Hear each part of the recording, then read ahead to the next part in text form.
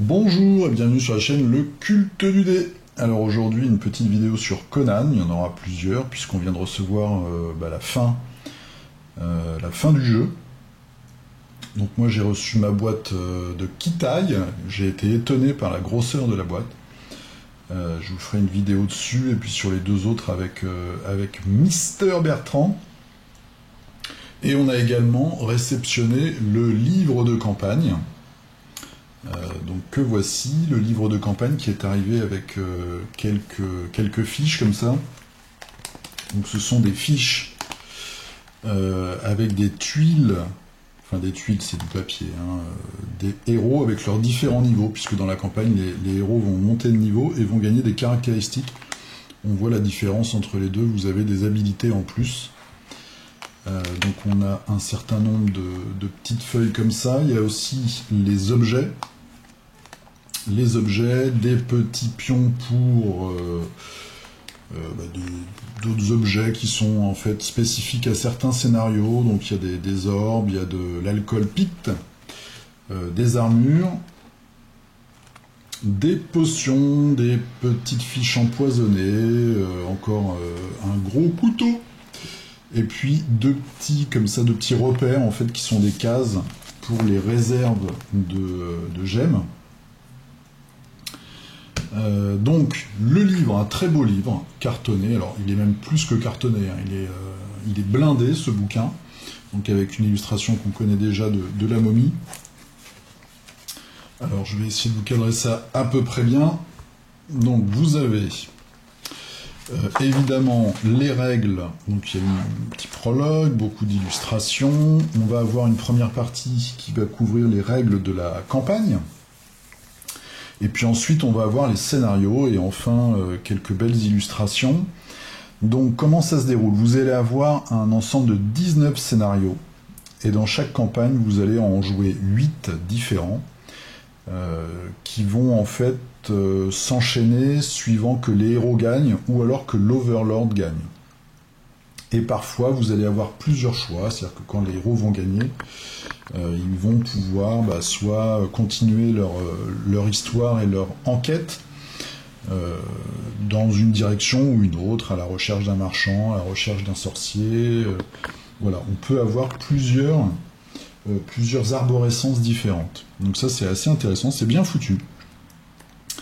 Donc vous avez toutes les règles. Alors qu'est-ce qui va changer? Vous allez gagner des points d'expérience, donc aussi bien l'Overlord que les joueurs, des personnages. Et ces points d'expérience pour les joueurs vont vous permettre deux choses différentes. Faire monter votre personnage de niveau. Donc là on voit on a les 4 personnages de la campagne qui sont donc une version de Conan, c'est celui qui peut potentiellement avoir son lion. Belit Tigresse, Zelata, et puis nous avons ici N'Gora. Donc les personnages vont pouvoir monter de niveau. Quand ils vont monter de niveau, par exemple on va regarder Conan. Donc Conan niveau 0, bon voilà, c'est la fiche de départ. Niveau 1, il va avoir 2 nouvelles compétences, escalade et défoncer les cloisons. Niveau 2, coup circulaire en plus, et puis niveau 3, il va contrôler son lion, qui va pouvoir être un allié.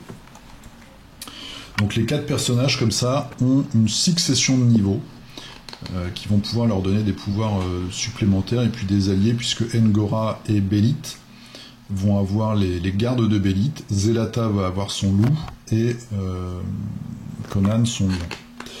Deuxième possibilité, vous allez pouvoir acheter des gemmes supplémentaires qui vont venir dans une réserve commune pour vous donner des possibilités en plus dans les actions. Et ça va être la même chose pour l'Overlord qui va lui aussi gagner des gemmes en plus qui vont arriver dans une réserve en plus. On a ici les fiches de scénario donc pour les héros et pour l'Overlord pour pouvoir suivre la progression. Comment on gagne des points d'expérience? À la fin de chaque mission en général, et puis aussi quand on, pour les héros, réussit à vider une tuile de tous les sbires, ou quand on réussit à zigouiller un lieutenant ou un monstre. Il y a aussi ouvrir tous les coffres, Donc voilà, différence entre scénario perdu, scénario gagné. Et pour l'Overlord, c'est mettre un héros hors de combat, ou mort d'une tuile d'alliés, donc quand on va zigouiller un lion, des gardes de bélite, etc., etc. Enfin, il n'y a pas de etc., c'est les possibilités. Ici, donc, on a encore des fiches de campagne pour tenir un peu l'historique des différents scénarios joués, la progression des personnages.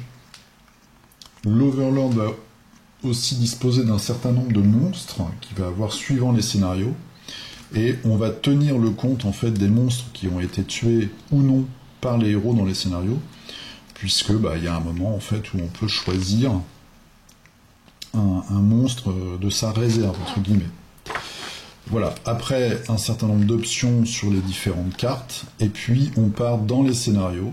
Donc les scénarios, évidemment, ils vont utiliser les différents décors qu'on possède, et puis les différents ennemis, donc les gardes, on va aller dans une forteresse, dans une auberge. Ça, c'est tout ce que vous connaissez déjà si vous avez le jeu. Alors, j'ai regardé un petit peu les histoires. À chaque fois, on a un petit texte d'ambiance, au début et à la fin. On a des règles spéciales. On a évidemment la succession des tuiles dans le livre de Skelos. Et tout ça m'a l'air, enfin le peu que j'ai lu les textes d'ambiance en fait au début. C'est très bien foutu, c'est assez intéressant, il y a pas mal de possibilités, 19 scénarios différents. Ça vous permet de vous balader dans le monde de Conan et d'affronter un certain nombre de guerriers, de sorciers et autres maniaques psychodépressifs. C'est pas mal. Franchement, c'est bien. Alors, j'ai pas regardé toutes les mécaniques des scénarios. Je me suis pas penché sur toutes les règles spéciales, mais vu la qualité de la chose, je pense que les mécaniques de scénario sont assez diversifiées. Il y en a où on va devoir affronter, je crois qu'il y en a où on affronte la grosse créature. Je veux pas vous dire une bêtise, parce que j'ai regardé aussi les scénarios de Kitai et je vais peut-être tout mélanger. Mais en tout cas, on doit secourir des princesses, zigouiller des sorciers ici, c'est là. On se retrouve sur les bateaux avec la créature et ses tentacules. Évidemment, on a des sorciers qui vont invoquer des monstres, etc., etc. Très bien foutu. Franchement, je trouve que c'est vraiment bien. C'est du bel ouvrage. Ensuite, la campagne en elle-même est top. Ça, il n'y a aucun problème. Je ne suis pas allé sur le site Overlord, qui est je crois, le forum semi-officiel ou officiel en fait du jeu.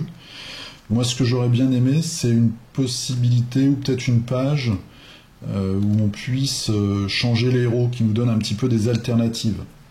Au lieu de jouer Bélite, une autre version de Bélite ou une autre héroïne. Voilà, une sorte de tableau, une sorte d'abac en fait, où on puisse nous dire bon voilà, vous pouvez jouer tel héros à la place de tel héros. Pour amener un petit peu de diversité. Je ne sais pas si sur les sites, il y a déjà des joueurs, des fans qui se sont penchés là-dessus, parce que je trouve que la seule chose qui manque encore en fait au jeu, ce serait des tables justement d'équivalence en fait, aussi bien entre les héros que entre les monstres, pour qu'on puisse vraiment très facilement faire ses propres scénarios sans avoir à tester l'équilibre. Moi, c'est un peu ce qui me fait peur, en fait, c'est de dire, je vais créer un scénario, comme j'ai lu tout Conan, en fait, voilà, je voudrais recréer, par exemple, une nouvelle ou une scène de l'œuvre de Howard, et me planter complètement dans l'équilibrage, en fait, des monstres et des héros. Donc ça, ce serait vraiment chouette. Je sais pas si ça existe, si c'est déjà sur un site quelque part, n'hésitez pas à me le mettre dans les commentaires. Une sorte de tableau d'équivalence pour qu'on puisse vraiment simplement mettre en place nos héros à un système de points, un petit peu comme dans tous les jeux d'escarmouche et d'affrontement. Et enfin, on va finir le livre avec toute une section artbook. Donc là, on a la couverture, je pense, de l'extension qui se déroule dans les terres du Nord. Ensuite, on reprend plusieurs illustrations, donc les héros, les différentes bélites. Voilà. Ce qui est bien aussi dans le jeu, et dans ce Kickstarter en général, et celui Mythic Battle aussi, c'est qu'à chaque fois, il nous donne le nom des sculpteurs et des illustrateurs, ce qui n'est pas toujours fait. Cool Mini, par exemple, il est assez difficile de trouver qui a sculpté quoi. Et je trouve que c'est quand même la moindre des choses de mettre le nom des créatifs. Donc là, voilà, après on passe chez les Pictes, et puis tous les personnages de l'univers de Conan, qui sont ici repris pleine page avec de grandes illustrations. Vraiment très très chouette. On sent que là, ils ont voulu nous faire un beau cadeau. C'est vraiment un beau bouquin. Ça, c'est la couverture de l'extension de la Stilly que nous verrons chez Monsieur Bertrand. Voilà. Donc les grandes illustrations, la Brome. Ça, c'est Brome sur les 2 pages, le dessinateur Brome, dont est inspiré aussi le jeu d'escarmouche Dark Age. Voilà, et on finit par un scorpion géant. Donc c'était la petite review, la petite présentation du livre, donc La légende du diable d'airain. Alors il est fort possible, là ils peuvent tout à fait faire d'autres scénarios, enfin d'autres bouquins comme ça, avec des campagnes, pour faire vivre le jeu, donc on verra, est-ce que ça va lui donner un second souffle. C'est un petit peu ce qu'on va voir dans l'année qui vient. Là, il commence déjà à nous donner des photos sur Facebook, des figurines pour Batman. Est-ce qu'ils vont continuer aussi à faire vivre Conan? On verra tout ça. J'espère que ça vaut le coup, je pense. Même sans faire de figurines, on a tellement de figurines déjà, que ça vaudrait le coup peut-être de nous donner des outils pour pouvoir faire nos scénarios plus facilement et donc ainsi enrichir la vie du jeu. Donc je vous dis à très bientôt, je vous ferai peut-être une vidéo sur cette extension-là, ou alors avec Bertrand, on vous fera une vidéo avec les 3 d'un coup.